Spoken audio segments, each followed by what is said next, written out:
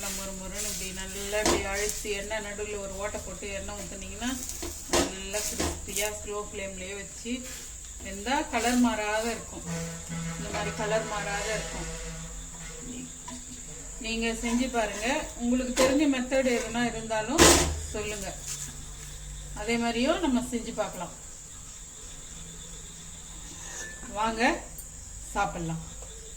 நல்லா இந்த ஆனியன் ஃப்ளேவரோட அந்த மசாலா போட்டிருக்கோம் இல்லைங்களா, அதோட சேர்ந்து ரொம்ப நல்லா இருக்குது.